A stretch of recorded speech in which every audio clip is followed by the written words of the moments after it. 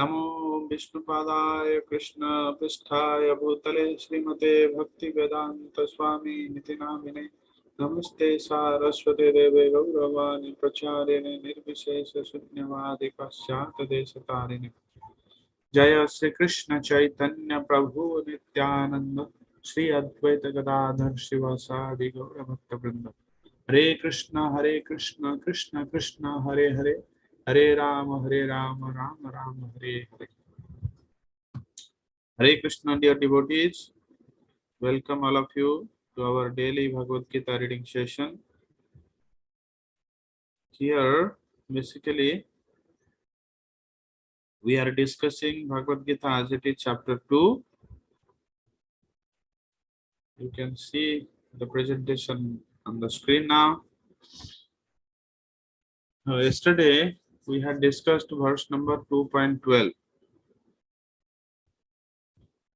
which talks of Natve Vahang Jatu Nasam Natvam Neme Janadipaha Na Chaiva Na Bhavishyamaha Sarve Vayam Atah Param. So this talks of the eternal aspects of the soul. This can be summarized in following points. What Krishna told, what Krishna told that there was never a time when you, myself, and all these kings didn't exist. And also in future, all of us will continue to exist. So this shows the eternal aspects of the soul as well as the supreme soul. You can see in the table what are the essential teachings from this verse. Spirit soul is eternally existing, conditioned or liberated.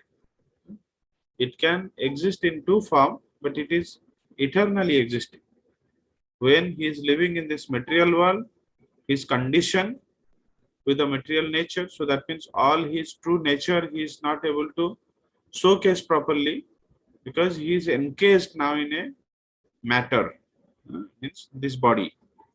So this is a conditioned state. In liberated state, he is free from this material conception. Spiritual is individual.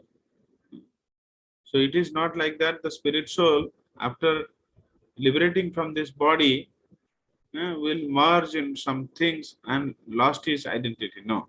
Spirit soul is going to be individual. It was individual in past, it is individual in present, and it will be individual in future too. That defeats the Mayavadi philosophy of oneness of the soul. And oneness, we can say in the sense that it inherits the same properties of the Supreme Lord. So in that sense, it is one. But it is different also. How it is different? Different means Nitya Nityanam Chetanas Chetananam Eko Bahunam Yo Vidadhati Kaman. So there is one supreme conscious being who is maintaining all these jivas, whether they are in conditioned state or in liberated state. So they are supreme soul is maintaining the jivas in, yeah. So maintaining the jivas in all time. And who is that supreme consciousness? Krishna. He is not under Maya. Otherwise, what is the point of learning Bhagavad Gita?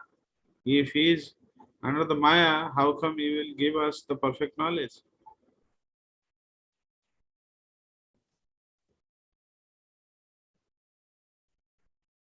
So, what is Mayavadi philosophy? Mayavadi philosophy is they reject the form of the Lord. They tells that Lord is formless, and it is a supreme consciousness, and we all are now in our illusory state. When we will be liberated, and we will be free from this illusion. Then after we will merge into the Supreme Brahma. So this is their conception, but this is a false conception. Sri Chaitanya Mahaprabhu has warned us, whoever will listen to this kind of commentation, he will lose his intelligence to understand the true message of Bhagavad Gita. So how Mayavadis are compared? They are compared like licking the bottle of the honey from the outside. Whereas honey can be tasted while opening the bottle and taking the honey out and then releasing it.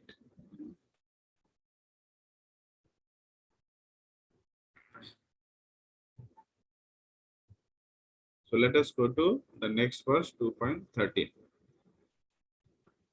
Dehino asmin yatha dehe kaumaram yauvanam jara tatha dehantara praptir dhiras tatra namuhyati.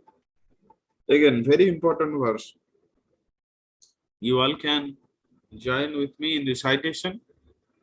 Dehino asmin yatha dehe देहिनो अस्मिन् यथा देहे kaumaram yauvanam jara कौमारं यौवनं जरा तथा देहांतर प्राप्ति तथा देहान्तरप्राप्ति धीरस्तत्र न मुह्यति.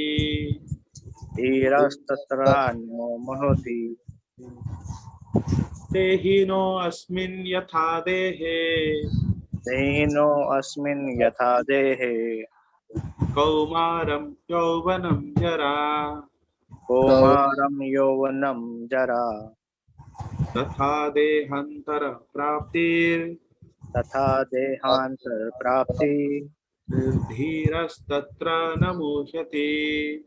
धीरस्तत्र न मोहयति देहिनो अस्मिन् यथा देहे देहिनो अस्मिन् यथा देहे कौमारं यौवनं जरा कौमार्यं यौवनं जरा तथा देहांतर प्राप्ति तथा देहान्तरप्राप्ति धीरस्तत्र न मुह्यति. धीरस्तत्र न मोहयति. Wonderful, very good. Dehina asmin yatha dehe. Dehe means in this body. Deha means this material body, and dehe means inside this material body. Asmin yatha dehe, in this material body. Dehina, asmin dehe, in this material body. Dehina,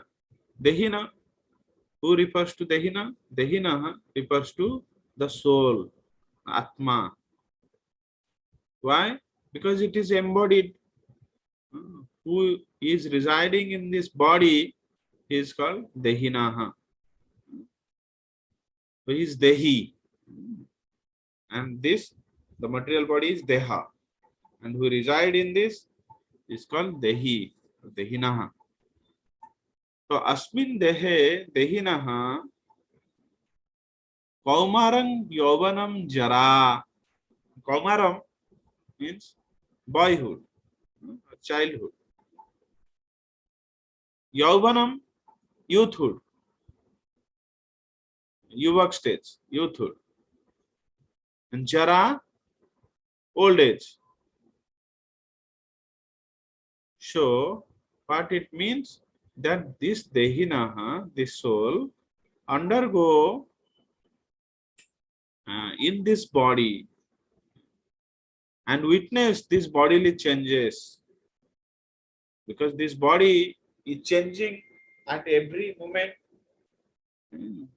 According to science also, the cells are dying, new cells are forming, and at a very rapid rate this is happening. So that means if we count the number of cells and also observe the number of cells destroying per second and number of souls, a number of cells regenerating in seconds. So it will take us at least some few days to arrive at that point where all our bodily cells are new. So that means after in a given frequency, you are getting a new body kind of. We are not able to witness this change because, like for example, you have seen someone in the childhood, but after 15 years you are seeing him. You can witness a big difference. It is possible that you might not recognize that person, but that person remains the same. While his parents, for them there is no difficulty. Every single day they are witnessing, but they are not experiencing any change. But a drastic change has happened. That is truth. Similarly, the soul is so attached to the body, and this body is very dear to him. Even though it is changing at every moment, it is appearing as if nothing is changing. But if we reflect, when we see our childhood photographs, sometimes we even ourselves are not able to recognize, oh, that's me. So it this body undergo various changes at every moment, and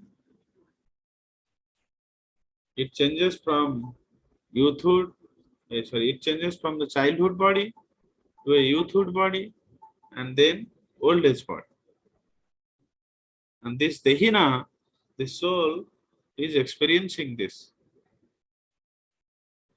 Tatha Dehantara Prapti, like this soul in this body undergoes various bodily change or witness various bodily changes from boyhood to youthhood to old age. Similarly, at the time of the death, this soul will get into another new body. Tatha Dehantara Prapti, Dehantara. That means it will leave this body and go into another body. So this is a continuation of change, because soul is same. He is at some time having a childhood body. After some time, he is having a youthful body. After some time, he will have a old age body. So like in the same body, various states he is experiencing. Similarly, while this after time of death, he will have another body. So it's same. Yatha tatha. So this yatha means kaumaram, yavanam, jara. Tatha means nihantara. In the similar way, it will get another body. And knowing this, dhiras tatra namuyati. From this incident, dhiras na muhyati. They do not bewilder. They do not lament. Dhiras means those person who are very sober, who have the knowledge about the soul and the supreme soul and their relationship and their nature. They are called dhira. So dhira tatra namiyati. Oh Arjuna, you are a dhira. Why do you lament? The soul, your object of affection, this Bhishmadev and Drona, after all, now they have a old body. After their death, they will get a new body. So they should, it's a matter of rejoice. Like the soul, while getting a youthful body, it rejoices. Similarly, at the time of after the death, they will get another fresh body. Why do you lament for this? And Bhishma and Drona are pious souls, at least in the next life, they will also get better destination. They, if not liberation, they definitely will get heavenly planet. Why do you lament for that? They will have a better facility, they will have a better body, they will continue to enjoy in the next life also. Why do you lament? So this can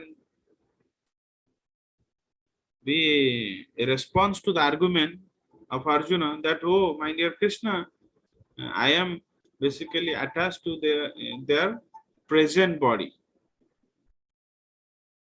Bhishma and Drona. This way it can be seen. So let us go. Let us see what else are written in the purport. Before that, let's read the synonyms and translation. Dehina, of the embodied. Asmin, in this. Yatha, as. Dehe, in the body. Kaumaram, boyhood. Yauvanam, youth. Jara, old age. Tatha, similarly. Deha antara, of transcendence of the body. Prapti, achievement. Dhira, the sober. Tatra, thereupon. Na, never. Muhyati, is deluded. Translation. As the embodied soul continuously passes in this body from boyhood to youth to old age, the soul similarly passes into another body at death. A sober person is not bewildered by such a change. Yatha dehinaha, as the soul, asmin kaumaram yovanam jara dehe, passes through boyhood, youth, and old age. Tatha dehantara prapti, so he attains another body at death. Dhiraha tatra na muhyati, the wise are not bewildered by this. Purport. Since every living entity is an individual soul, each is changing his body every moment, manifesting sometimes as a child, sometimes as a youth, and sometimes as an old man. Very clear to understand. Yet the same spirit soul is there and does not undergo any change. Although the spirit soul passes in this body, witness in the body various changes. Sometimes he is in a child body, sometimes he is in a youth body, and sometimes in old man body. But he doesn't change. That's the reason that I-ness is being preserved. Why? This body of a old man is very different from the child's body. Then how come he thinks that, oh, it's me? Because something which is not changing, that is the spirit soul. And from him comes the I-ness. This individual soul finally changes the body at death and transmigrates to another body. And since it is sure to have another body in the next birth, either material or spiritual, there was no cause of lamentation by Arjuna on the account of death, neither for Bhishma nor for Drona, for whom he was so much concerned. So soul can either get a material body in next life or a spiritual body. So if he has progressed, if he has made tremendous progress in his practice of Krishna consciousness, then he will be promoted to the Goloka planet. So there he will have spiritual body and he will live with the Krishna. He will live with Krishna. So that is one possibility. And another possibility is that if he has not practiced Krishna consciousness, or if he has not practiced Krishna consciousness well enough, then he will continue to remain in this material world and he will have another type of material body. So these are the two possibilities. So in case of Bhishma and Drona, it is quite possible that they will have spiritual body. If not, at least they will have a good material body to live in heavenly planets. Rather, he should rejoice for their changing bodies from old to new ones, thereby rejuvenating by such change. By such changes of body, account for varieties of enjoyment or suffering, according to one's work in life. So, we had seen during the introduction section, law of last thought. At the time of death is a event, at the time of the death, our quality of the desires and activities will be checked. And accordingly, nature will provide or facilitate to get us a different body which is exactly suitable for fulfilling our desire and which is good enough to earn or which can be afford as a result of the activities what a soul has done in his present life. So one thing is the desire. You may desire to stay in a 5-star hotel, but you should have the money. You should have the bank balance. So bank balance will come from the activities, whatever karma he does. And then how he desires. So according to these two things, you will be awarded. So like if someone develops a desire at the time of death that I will serve Krishna at his abode, then he will go to Krishna.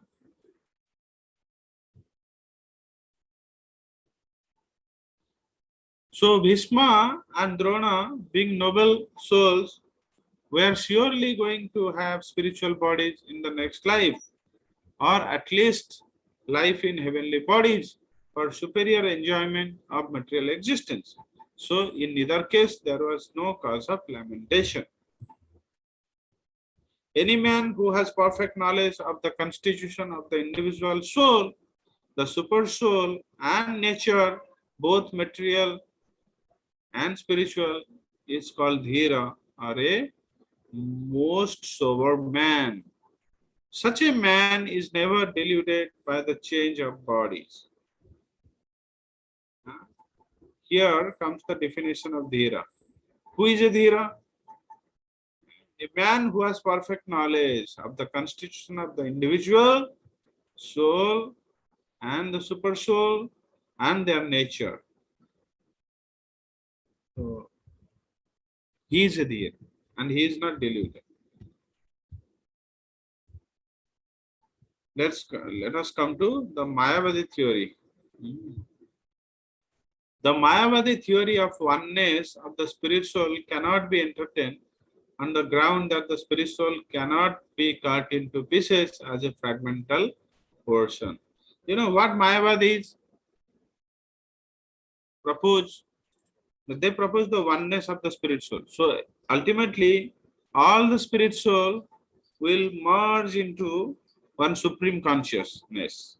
Then one may ask, where from this individual soul appear then? So is it like one supreme consciousness there and it got divided, it is broken into pieces and then turned into individual spirit soul and then attain this body? Oh no. No. There is serious fallacy in this theory. Because you will see in the upcoming verses, Krishna will speak that soul cannot be broken into pieces. Soul is, and we had just seen that the eternality aspect of soul. Soul doesn't change. Soul remains the soul. Whatever gradation he has, he maintains that. So he is different from the supreme soul. Like supreme soul doesn't change, soul also doesn't change. So then how come it will be broken into pieces? No, it is not possible. Such cutting into different individual souls would make the supreme cleavable or changeable against the principle of supreme souls being unchangeable. Supreme, forget about the soul, supreme soul is, we know, unchangeable. So how come the supreme consciousness will be broken into pieces? No. Like supreme soul is unchangeable, soul is also unchangeable. That's the reason Krishna is telling, Natve vahang jatu nasam, natvang neme janadipa, na chaiva na bhavishyamah sarve vaya matah.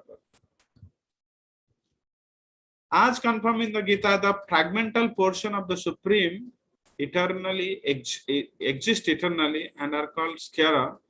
That is, they have a tendency to fall down into material nature. So, how? So this so individual souls, they are called skara, whereas the supreme soul is called akshara. So in that aspect, they have a tendency to fall into the material nature. Supreme soul doesn't have a tendency to fall down in material nature, because he is ultimately the source of all spiritual and material. He is above that, so he cannot be in illusory state. Whereas, like the material nature is one of the energy of the Supreme Lord, similarly, the spirit souls are also one kind of energy of the Supreme Soul or the Supreme Lord. So it is quite possible that this individual soul, although they are higher in gradation than the material nature, but sometimes they can fall down in the material nature, fall in the lap of material nature, and then come in control of material nature. Why? Because they wanted to enjoy the material nature. That's the reason Lord facilitates. These fragmental portions are eternally so, and even after liberation, the individual soul remains the same fragmental. We are parts and parcel of the Supreme Lord. Mamavansa jivoloke mamabhuta sanatana. In 15th chapter, Krishna will speak that. We are part and parcels of the Supreme Lord. We are the fragment, part and parcel. So that means we are eternally separated from the Lord. We cannot separate. Our proximity, we can adjust. While living in this material world, we are far away from Him. While in our liberated state, we can live in close proximity with the Supreme Lord. However, Supreme Lord is so compassionate that He is living in all of our heart or in this body as Supreme Soul. So that means He is not leaving the company of the individual soul at any point in time. He is accompanying. So Mayavadis gives a philosophy that, you see, like the sun is reflected in water.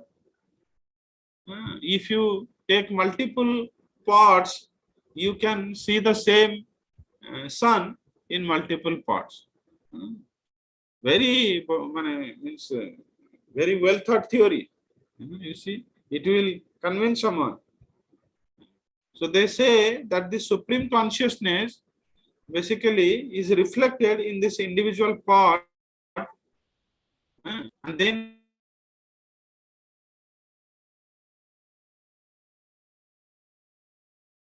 we experience and individual parts. And then if you broke all these parts, and then all this water will submerge, then we will see one reflection only. That's how they propound their theory of oneness. At the time of the death, this part will dissolve and you will merge into the Supreme Consciousness. But there is serious fallacy in this. You see, where from this part will come, and how come the sun, who is compared to a Supreme Consciousness, how come he will reflect in water? Where from water will come? And Supreme Consciousness, it is devoid of any activity. So how come it will be an object of reflection? So no, this example is not perfect here. It can be understood, this can be understood in this way, that the supreme consciousness is reflecting in everybody's body as super soul. So when the reflection is taking place, the sun is reflecting, the stars is reflecting, the moons are reflecting, everybody is reflecting. So in this body, along with the super soul, along with the individual soul, supreme soul is also living. So that is basically a form of supreme consciousness. That means Krishna says, Sarvesha Chaham Hridisannivishto. I am staying in everybody's heart. How come Krishna is one? Then how come he is sitting in everybody's heart? Yes, he can manifest him in multiple forms, millions and billions and trillions of forms, yet he will remain the same Krishna. Om Purnamada. There is a verse in Ishopanishad invocation. We had seen already in the introduction section.